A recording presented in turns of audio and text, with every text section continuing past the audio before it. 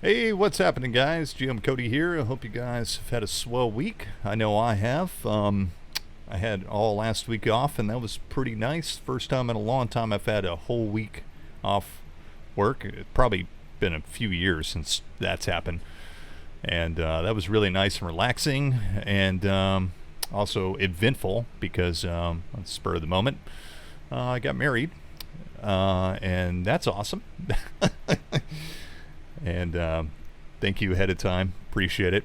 And send your congratulations to Mrs. Raven, the Dark Lady, as she's now known. So that's real cool. And that took a few days to get together. And other than that, I just spent the week just relaxing, making characters just for fun, looking through role playing game books I hadn't looked through in a while, reading comics, watching old movies. It was good. I didn't actually do any gaming this week, which is unfortunate, but it happens. But yeah, thought I'd get on tonight and make a video. And tonight we're going to do a review, an old school review, of one of my favorite, or at least one of my most nostalgic old school role-playing games. Yeah. This one, Teenage Mutant Ninja Turtles, Another Strangeness by Palladium Games. I love this game. Very nostalgic for it. I'm going to try to review this, even though I think this is a great game, even by today's standards. I'm going to try to look at this without rose-tinted glasses, but it's going to be hard. This is one of the games I started playing when I first started playing role-playing games. Those games, of course, were AD&D Second Edition, Marvel Super TSR's Marvel Superheroes. D6 Star Wars, the West End version, Teenage Mutant Ninja Turtles. Somebody reminded me, I forgot about this, was the West End Games version of Indiana Jones. We used to play that. That was one of the ones that we used to play. But anyways, yeah, Ninja Turtles was one we would play a lot. And when I say we, I mean my neighbors. You've heard, or my old neighbors when I was a kid. You've heard me talk about them before, and they will be joining us for my live stream game after the 4th of July. Have not set a date for that. But my old neighbors, twin brothers, Andy and Vince, they lived right across the street from me when I was a kid. And I got them into role-playing games. Because around the same time they moved in across the street, I had gotten into gaming. And amongst doing other childhood things like playing video games and playing outside sports and basketball and baseball, or just Nerf guns or lightsaber duels or playing with action figures or whatever, one of the other things we loved doing was, or at least I loved doing, usually they did too, was playing role-playing games. And so they were kind of my gaming group, from the ages of like 9 until I got into middle school, and they still game with me even then in middle school and high school. Their interest dwindled a little bit. Mine never really dwindled. I was always interested in gaming. I had my ups and downs with it, but I never stopped playing role-playing games or tabletop games in general. They did, but I'm happy to hear that they both have gotten back into it, and they're going to be playing with me again here on the channel, so that's going to be cool. But anyways, Andy and Vince were the ones that picked up Teenage Mutant Ninja Turtles back in the day, if I remember correctly. And I don't know where they found that. Probably at the local comic and game store, or used bookstore, or whatever. And of course, we loved Ninja Turtles. Like most kids of the 80s and 90s, we grew up with the Ninja Turtles. And loved the cartoon, and then it was because of them I discovered the Mirage comics. They had picked up some compilations of the Mirage comics when we were kids, and we were all into comic books too, and that really blew my socks off. And really, that's my version of Ninja Turtles that I really love today. The cartoon, I'm nostalgic for it, but it's kind of hard to watch as an adult. But I still love it. But the comic books is really where it's at for me, and I still love the Ninja Turtles to this day. And what's cool is it's really cool to see something like that carry on through the generations. And so, my two nieces and my nephew are really into the Ninja Turtles too now. And so that's really awesome. Just yesterday we were playing some Super Nintendo, which of course I introduced them to.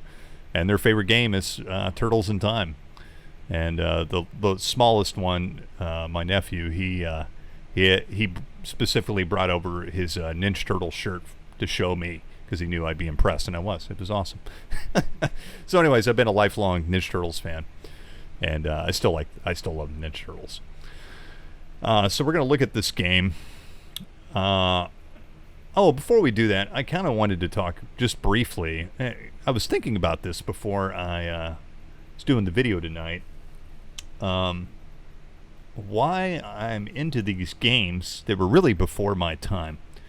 I'm actually not that old. I didn't grow up in the 80s. I was born in the 80s. But all these things from the 1980s really have a strong resonance with me, and I was trying to really think why. And I think part of the reason is because I was always attracted.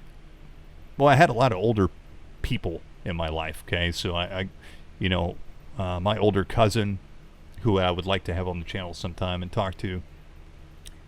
He's quite a bit older than me, 7 or 8 years older than me, and he was a big influence on a lot of the things I liked. And he's a gamer too, still is. And so I think he, having somebody like that constantly around really influenced my taste in things. But the other thing was I just liked what the older kids were doing more in general. I was way more interested in what they were interested in than what kids my own age were interested in. So I think that has something to do with it. I think the other thing it has to do with it is my parents. My parents were big movie watchers. They were big movie people. They still are. And they love all those 1980s movies. And so, from my earliest childhood memories, my earliest memory is watching, 1980s movies with my mom. So, it still resonates with me today. So the music, the movies, the games, and all that, always had a strong resonance with me, even though I didn't grow up in the 1980s. So another reason, specifically with role-playing games, I think, was that I didn't have a lot of money when I was a kid. I didn't get an allowance or anything of that sort. So, I did all the household chores, mowed the yard and all that stuff. Cleaned the dishes, took out the trash, fed the dog, And maybe if I was lucky, every once in a while, I would get $10 to $20, maybe, but I didn't get like a regular allowance or anything. So when, in the rare occasion I got that $10 to $20, I would usually use it to go buy a gaming product or miniatures or something gaming related, usually, when I was of that age. So when I would go to the game stores back then, game stores back then were awesome. They're not the same today, and I really miss it. It's awesome today when you walk in a game store and it's so busy and bustling, and there's so many people playing games and stuff. But what sucks about game stores nowadays is all they really carry is new product. Every once in a while you'll see some secondhand stuff, but back in the day they just had like all kinds of stuff. Our local game store here, which is called the Gamekeep, one of the local game stores, the biggest and most famous one. Still a great store, by the way. If you're in the Nashville area, go check out the Gamekeep. It's great game store. But back in the day, the Gamekeep just had a plethora of all kinds of stuff. It was amazing. And when I was a kid, it was like my favorite. It was like an event going to the Gamekeep.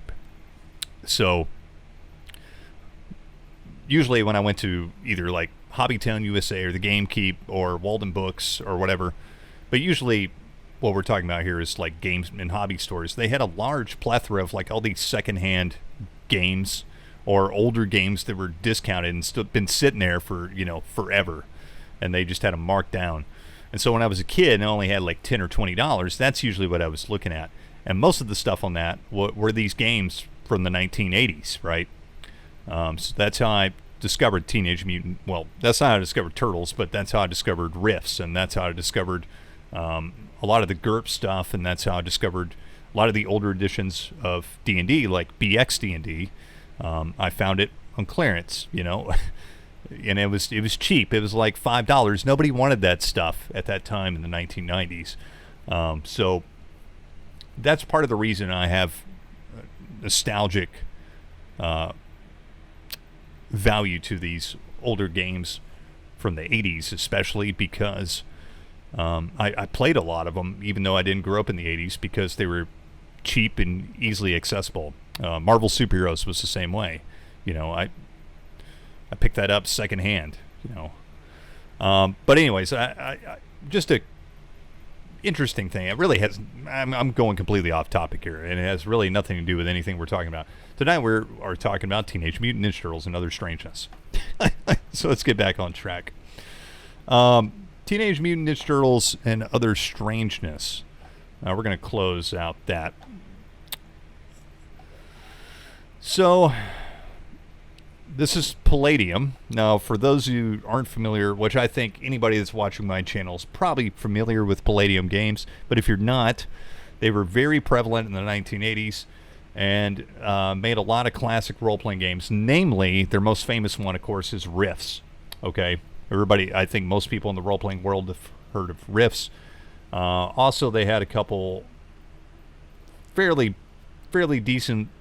decently big licenses like Ninja Turtles, which wasn't huge at this time. You got to remember, this is before the cartoon came around and before the Turtles mania, but it still had a cult following nonetheless. The other one was Robotech, and they had a fantasy system, Palladium Fantasy, and they had, I think, Heroes Unlimited, so it was, which was a superhero game, and probably some other ones. They had a horror one, which I can't remember off the top of my head. Needless to say, they had a lot of role-playing games that all shared... Oh, Recon. I want to mention that one, and we will do a review of that. That's a game I had when I was a kid, and I still got the one I had when I was a kid on the shelf.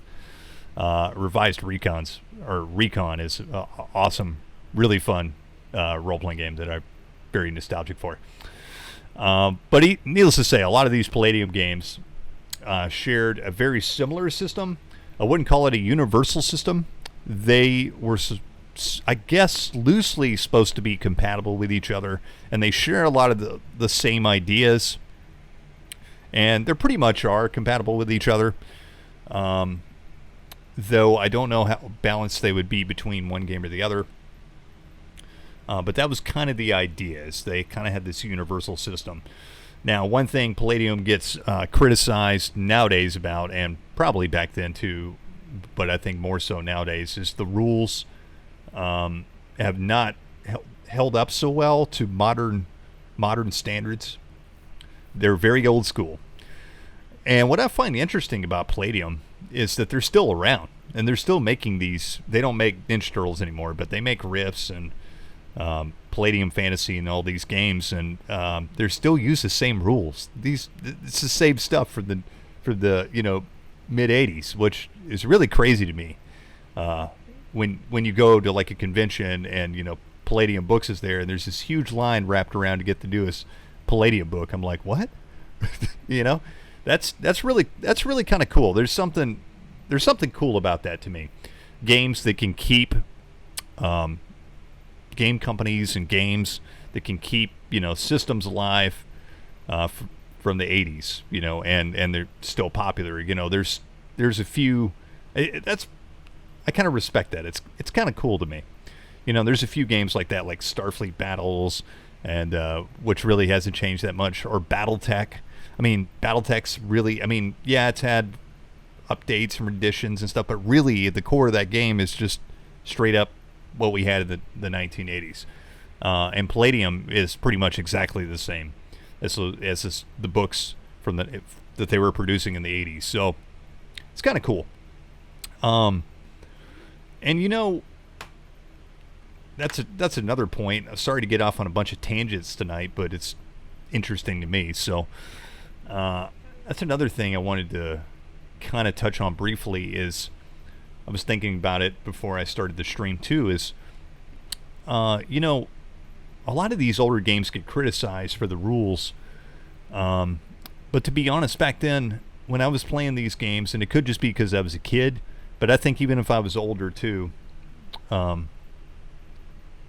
we just really didn't give a damn. We just took what it was, you know.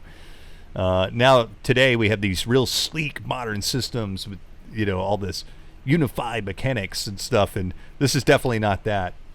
But I think people view some of these games too harshly. Now, some of them deserve it, but I think Palladium gets judged a little too harshly. I think it's a decent system, and I think it holds up. There's something kind of fascinating about the Palladium system. I can't really put my finger on it, what it is about it that's always fascinated me. I think it's kind of the homegrown nature of Palladium games that's kind of fascinating me. Like, you know, when I would look at these books as a kid, they look very like homemade and thrown together almost. It's almost like I could do this, you know. It's not very slick, and there's something kind of cool and punk rock about it. I don't know. But anyways, let's actually look at the damn game, shall we? So, Teenage Mutant Ninja Turtles and Other Strangeness. Now, there's the first edition of this book, and there's a revised edition. Now, I'm not the expert in all the editions of this book, but as far as I know, there's only 2 versions of it. I don't know. I mean, they had several revisions of it, and I'm not sure what changed between all the revisions. Now, I have a first printing, like an actual first printing of it, and I have 2 copies of the revised version. And they are different. I found this out the hard way because I tried running a Turtles game a couple years ago and didn't realize that there were some differences. Handed the books to the players so they could make characters, and they started asking me different questions that didn't add up between the 2 books. So there are some differences. Namely, the way I think how many skills you get, what types of skills you get as you're creating your character. I think that's the biggest differences. Also, in the first printing, they have some interesting things like there's in the insanity tables, which I don't even think the insanity tables, they might still be in the revised edition, but in the first printing at the very beginning of the book, they have insanity tables, and they have some things that are questionable, like sexual deviation and things like that they probably got some complaints from and took it out of the book. I'm just assuming. But anyways, we're looking at the revised edition of my totally legitimate scan here. And yeah, let's do it. This is the 8th printing, 1989, which the revised version I got down there on the floor is an 8th printing too. And I have another copy of the revised, I thought, somewhere, but I don't know where it's at. So, introduction, the concept of Teenage Mutant Ninja Turtles. So basically in this game, the whole concept is that you create your own mutant animal in any kind of setting you want to play in. They don't really give you like a setting per se. They don't say you have to play like martial arts mutant animals in New York or whatever. You can play whatever you want. They definitely have all that in play if you want to do that. They also have the Turtles actually in the books, as well as Casey Jones and April Neil and Shredder and Krang and all of them. So if you want to play the Turtles, you can do that, and they have stats for them. But they encourage you to make up your own characters. And so the way you make a character, which we're not going to make a character for this, maybe at some point we will. Like any great role-playing game, you roll up your attributes. So this is pretty much the same as it is in most Palladium games. You have 8 attributes, and they are IQ, intelligent quotient, mental endurance, mental affinity, physical strength, physical prowess, physical endurance, physical beauty, and speed. All right. So what you do is you roll 3 6-sided dice, just like in D&D, for each of your statistics. If you roll a 16 or better, you get to roll another d6 and add it to the attribute. Okay? Very different from D&D. And then the only time you get attribute bonuses is if you have an exceptional stat. So it's a 16 or more. All right. So attributes really don't come into play very much in most Palladium games, and this one's no exception to that, except for like you get those initial bonuses, and that's really it. There's really no rules for attribute checks or anything like that. This is a skill-based system, and even the skills are not affected by attributes. So IQ affects your skill bonus. This is a percentage that you add to your skills. Mental affinity gives you a save bonus versus psionics. Or I'm sorry, mental endurance. Mental affinity gives you degree of charm and influence. Physical strength is hand-to-hand combat damage. Physical prowess, bonus to strike, parry, and dodge. Physical endurance, save versus coma and death. That also, physical endurance also determines your hit points, your initial hit points. You roll a d6 and you add your physical endurance, and that's your initial hit point total. Physical beauty, degree of physical beauty is your charm and impress. And your speed, you get a bonus to dodge. All right. We just talked about hit points, but there is an additional amount of hit points in Palladium games, and this game is the same, and that's SDC, Structural Damage Capacity. And so the way they describe it in Palladium is they make a distinction between hit points and SDC. So SDC is like more like endurance and your fortitude to keep in a fight, and hit points are your actual health, is the way they pretty much describe it. So you take damage to your SDC first, and then it goes to your hit points. I've never been a huge fan of this system of SDC and hit points, but it never really bothered me too terribly much. Always tolerated. I mean, it's fine. I just I never really saw the point of it too much. But anyways. So the next thing you would do after you roll your hit points is you pick your animal type. And of course, like any old school 1980s role-playing game, they have random charts. And it also says, with your GM's approval, you can pick your own animal. And if I was running this today, I would let people pick whatever animal they want. So it's got a big chart here, and they've got a lot of animals. They don't have every animal imaginable, but they have just about every type you could think of. And if there's not one in here that you would want, like some weird animal you wanted to play or some kind of animal, you could probably find an equivalent and use that as a template for whatever animal you want to play.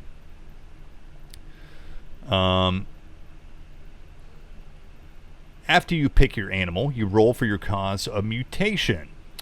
So this is random, and so you roll a D100, and you are going to get either random mutation, accidental encounter, or deliberate experimentation. If you roll deliberate experimentation, you roll another D100, which gives you another set of choices here. And you might have to roll on the wild animal education table. And what this all tells you after you've rolled all this, which rolling once or twice really, it tells you what skills you get and how much money you start with.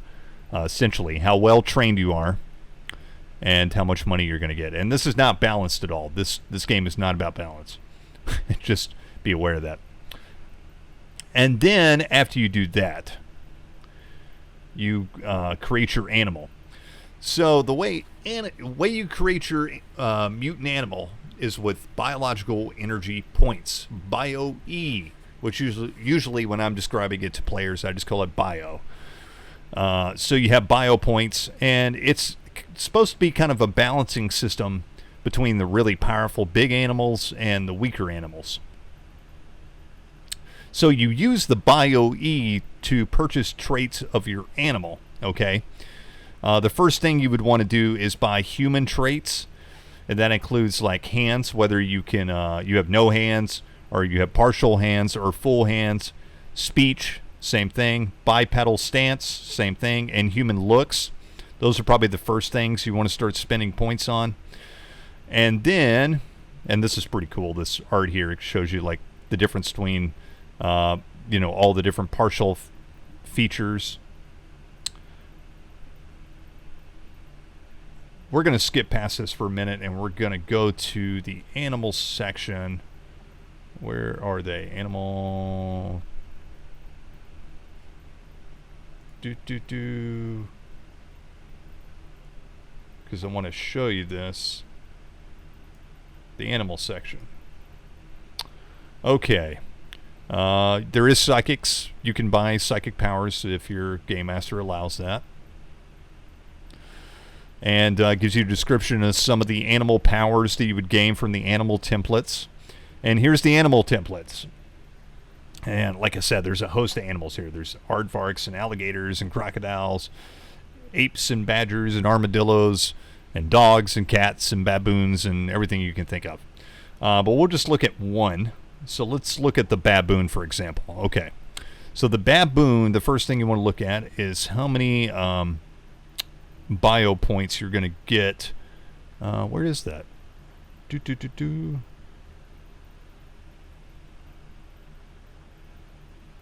Might be a misprint on the, oh, there it is. Total bio E 35. So like the baboon gets 35 points. So the first thing you want to do is buy your human features. Every animal gets initial attribute bonuses as well. And so you would want to buy your features, see how human you look and act and all that. And then you can buy other features. So like looks, none. Large nose, dog-like face, shaggy tail, and heavy fur. 5 bio-E for partial, 10 bio-E for full. These are still features. So let's go right here. Natural weapons. So for 5 bio-E, you can get teeth that do 1d8 damage. And they also have 2 powers you can purchase. Advanced vision and prehensile feet. So and every animal's different. And I don't think they're too terribly balanced, to be honest. Even though the bio thing's supposed to be pretty balanced. And who cares? Like, this is just wacky fun, right? But that's how it works with the animal templates. So after you would select that, you would adjust your attributes and all that. There's a lot of adjusting attributes when you're making a character. So I would suggest using a scrap piece of paper if you're actually making a character, or just write it really lightly when you first roll up your attributes, because you're probably going to be changing them quite a few times between skills and your animal bonuses and all that. Oh, another thing to think about as well when you're creating your animal is the growth levels. And this is something I didn't bring up. Every animal has a level of growth, how big they are, okay, that they start with. So usually that's the size that the actual animal is. And then you can decrease or increase that size. If you decrease it, you gain bio points. If you increase it, you lose bio points. And I think you can see here the average, like human, is probably, you know, like a 9 or a 10. Between an 8 or a 10, probably, actually. Is like the average human, maybe. So anyways, yeah, and then you would get some bonuses and or penalties to your some attributes. And this also determines your initial SDC, structural damage capacity. All right. So yeah, that's an important thing to bring up. And then after you pick your animal and you figure out what your mutations are, what you're probably going to be doing is picking out skills. So depending on your origin of your mutation, it'll tell you how many skill picks you get. And for the skill picking skills in this is rather strange and can be maybe a little confusing. And this is really where the first edition and the revised editions kind of differ, is how many skills you get. I think the first edition, you get a lot more skills than you do in the revised version. But needless to say, you're still going to get quite a few skills, like most Palladium games do. They give you, it's a skill-based system, so you're going to be getting a lot of skills. And all the skills are percentile-based. So, you know, 1 to, I think the max is 98, if I remember right. And, you know, the basic premise of that system, you roll a D100, you're trying to roll equal to or under your skill, and the game master might give you some mods or whatever. Attributes do not affect skills in this game, which I always thought was odd, and has actually been one thing I thought about house ruling quite a few times. I'm sure somebody's done it at some point. But anyways, so once you roll up your origin of mutation, it tells you how many skills you get. So a lot of times you're going to get skill programs, okay? And you get to pick from a number of different programs, and you get all the skills in that program. So like it'll say you get 2 programs of your choice. So I'll take communications and computer. So I get all the skills in the communications program and all the skills in computer. Okay? That's kind of how that works. And sometimes it'll just say you get, you get these skills and some bonuses to them, or you get to pick certain skills. So it's kind of all over the place about how you get to pick your skills. But needless to say, here's all the skills. It's a pretty long list. I think it's slightly shorter. It's probably about the same as like Rifts or whatever. In those skills, you have some that aren't really like skills per se. What they do is they increase your attributes and stuff. So like if you take bodybuilding, for example, it gives you some buffs. It gives you strength. It gives you a bonus to whatever, dodge and all that shit. Same thing with hand-to-hand, which you can only have one. Just so you know, if you're ever playing this game, and I just recently realized you can only have one hand-to-hand combat skill, and you can have any number of weapon proficiencies. Now, if you're not proficient in a weapon, you don't get a penalty for using that weapon. You just get a bonus if you do have a weapon proficiency. Okay. So there's a number of weapon proficiencies. It's a little unclear, but I'm pretty sure that you have to pick a specific weapon for each weapon proficiency, but it's a little unclear about that. But I'm pretty sure that's how it works. Welcome to Palladium, because that's pretty much how their games are. They're always a little sketchy about all the rules. They don't explain everything, which I think is part of the charm and fun of Palladium games. You have to make up some rules, and which I don't mind doing. So the way skills work, we're going to take a skill here. Let's just take laser. Okay. So this is a communication skill. The way skills work is when you take this skill at first level, you get the base skill percentage, which is 50%. So you start off at 50%. And then every level you go up a certain percentage.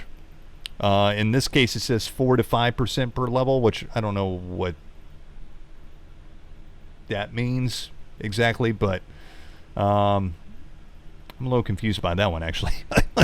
I guess maybe you roll randomly, maybe? I don't know. That's the first one I've seen like that. Usually they'll just say, like, here, you looked at under optic systems, base 50%, and every level you would increase that skill by 5%. That's usually how it works. And most of them are 5%. Most of the time it's like 5%. This 4 to 5%, I don't know what that is. I'd have to dig a little bit more into that. But most of them are like a flat 5% per level. Some of them are different. Some of them are 3% or 4%, whatever, But that's pretty much how skills work. Experience points. So there is experience points in this game. This is the experience point table. So you get experience for performing skills, being clever, or having clever ideas but futile idea, clever but useful ideas, quick thinking idea or action, a critical plan or action that saves characters' lives and a few comrades. 4 to 1,000 experience for a critical plan or action that saves the entire group. 100 to 300 XP for endangering the character's own life to help others. 5 to 700 for self-sacrifice, and so on and so on and so on. You also get experience points for killing things. So 25 to 50 for minor, 75 to 100 for a major, 150 to 300 for a great menace. But I like how this experience point system works. It's pretty cool. And then this is the level for all mutant animals. So So kind of a weird XP system, but excuse me. I think what they were trying to do here is keep it kind of balanced with Palladium Fantasy and Rifts, especially Rifts, so you could take these characters over and port them into Rifts if you wanted to. So they're trying to keep it in line with that. So, you know, this is the experience point table for all mutant animals in this game. I just highlighted a bunch of stuff. Oh well. And so that's that. And then, like I said, you're going to get there's alignments. That's one thing we didn't talk about. So alignments, Palladium is pretty famous for its alignment system, and I think it's a pretty good one. There's no neutral alignment. There is good alignments. You have principled, scrupulous, principled, good, scrupulous. Wait a minute, what? Okay.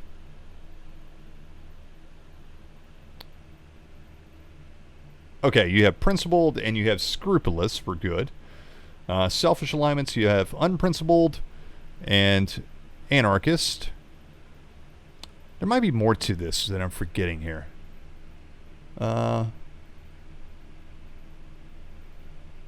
Okay, so good, you have principled and scrupulous. Selfish, you have unprincipled, anarchist. And evil, you have miscreant, aberrant, and diabolic. Okay. And there's no neutral, really. And, you know, a lot of people praise this alignment system, and I think it's a pretty good alignment system. I don't quite agree with them with not having a neutral alignment.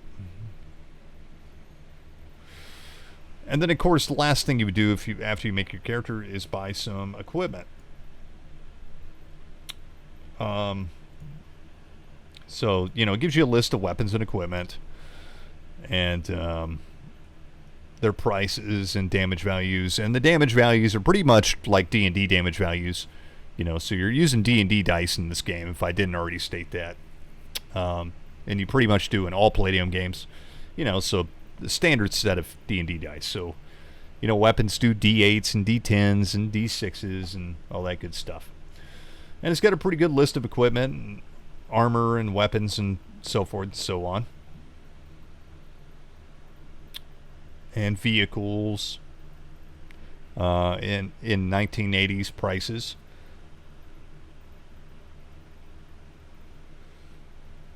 And let's see, what else? I do like this bit. So after the animal section, Kevin Eastman and Peter Layard, who are the original creators of Ninja Turtles, did pretty much, I think, all the art in this book, which is really awesome.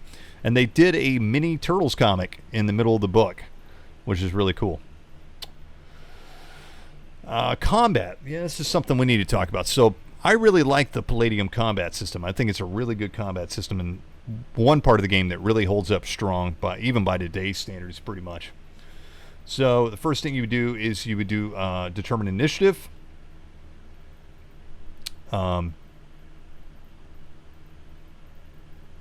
I think initiative is just a initiative. You roll a 20-sided dice, and highest roll gets initiative. Of course, if you get any bonuses, you get some bonuses for skills or your attributes or whatever. Successful sneak attacks or long-range attacks will always have initiative for that melee. So I like that. Attacker rolls. So what you do is you roll a d20. You add all your bonuses from your weapon proficiencies or your hand-to-hand combat skill and your attribute bonuses and so forth and so on. And you're always trying to hit a target number of 4. So if you hit that target number 4, you hit. And then you have to I'm sorry. Above a 4. So it's a 5 or better, sorry. And then if you have to roll above the opponent's armor rating to actually hit your opponent. If you don't roll above their armor rating, which is pretty much like armor class, it only hits their armor and damages their armor. Okay.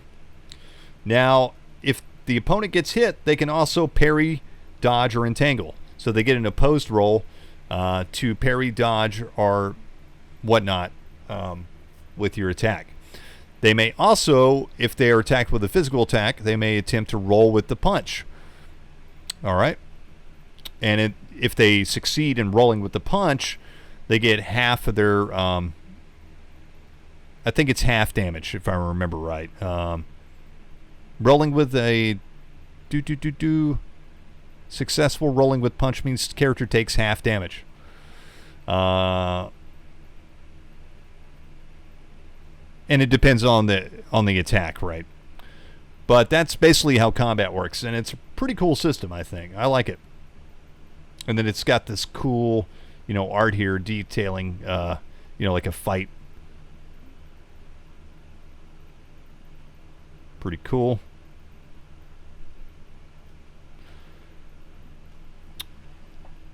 And then it gives you, an example of combat, which is cool. And some more cool art. Here's all the hand-to-hand combat skills. You have hand-to-hand basic, expert, assassin, martial arts, and ninjutsu. Ninja.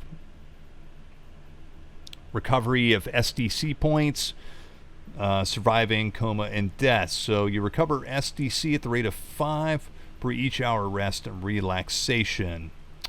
When a character's hit points are reduced to 0 or less, he or she collapses, lapsing into a coma. The character is near death and will die in a matter of hours unless he or she receives immediate medical treatment. How much damage below 0 a character can undergo is indicated by the physical endurance attribute. So that's how much negative you can go into before you die. And then you go into a coma and recovery from coma, and you might have some side effects, and they have some tables here if you want to do that. What else? GM section about how to run a game. There is an adventure in here. I think there's a couple, actually. So you got Caesar's Weasels and the Terror Bears, which is a very memorable one. And here's the Terror Bears right here. They're pretty awesome. And then NPCs and organizations. And these are just general NPCs you can use in your game. And then, of course, it gives you stats for the Ninja Turtles themselves, which are pretty powerful. So, and they don't recommend using them all the time for like a regular campaign. They just recommend using them for one-shots and then making your own characters when you're actually running a campaign. But yeah, they have all the stats for the Turtles. And then they have another comic in here, which is the Turtles' origin story, which is cool. They have stats for April O'Neil, Baxter Stockman, Casey Jones. Casey's my favorite. Shredder, Foot Soldiers, TCRI aliens, which are straight out of the comics. Chip Yinko, Brown Wing. Okay, I'm sorry. These are not from the Turtles comics. These are just an example of team characters. So I forgot to mention that if you're rolling characters as a group, you can take a thing called a team bonus. So you all roll up the same kind of animal and have the same kind of origins. And if you do that, you get a bonus. So this is an example team that you can play called the Sparrow Eagles, and they're all birds, which is cool. And then it's got some other example characters in here. Fred Hamster and Gorba Chirp and all sorts of cool stuff. And that's pretty much it. That's pretty much Ninja Turtles. And then, of course, at the back, you got a character sheet here. This very plain-looking 1980s character sheet, and then this awesome back cover art, which is really cool. Very cool. All right, well, that's pretty much Teenage Mutant Ninja Turtles and Other Strangeness. I hope you guys have enjoyed this review. And, let me know if you like it. Give me a thumbs up or a comment or something. Give me some indication whether you like it or love it or hate it. And next time, I think what we're going to do, or pretty much I know what we're going to do, is I'm going to be looking at Against the Dark Master. Because I am going to be playing in a live stream game of Against the Dark Master pretty soon. And so I've been reading up on the rules. I bought this game when it first came out on PDF. I do not own the physical book. It's on my #1 games to buy right now. And if you don't know what Against the Dark Master is, it is basically a revised version of the old MERP, Middle-earth role-playing system, and Rollmaster to an extent. But it's a very cool game. I think it's one of the best-looking role-playing products I've seen in a while. I really like the look of it. And so I'm going to do a series of videos on Against the Dark Master. We're going to break them up. I'm not going to do them all in a string. But next time, we're going to look at Against the Dark Master, and I'm going to kind of compare it to MERP. So we're not going to do I'm going to do a full review, but I'd also like to do a side-by-side comparison with MERP, because I know some of you guys are MERP fans, Rollmaster fans, and you might want to know the difference, why you would buy Against the Dark Master when you already have MERP, and why would you play, Against the Dark Master over MERP. And after looking at the book pretty extensively now, I think it's definitely worth checking out. And so anyways, we're gonna next time, we're going to do a look at Against the Dark Master. One way or the other, I'm going to do a series of videos, maybe make a character, compare it against MERP, and do an extensive review, which I feel like we're probably going to have to break up because it's a 500-something page book. But anyways, I hope you guys have enjoyed this look at Teenage Mutant Ninja Turtles and Other Strangeness. And thanks, as always, for watching, and we'll see you next time.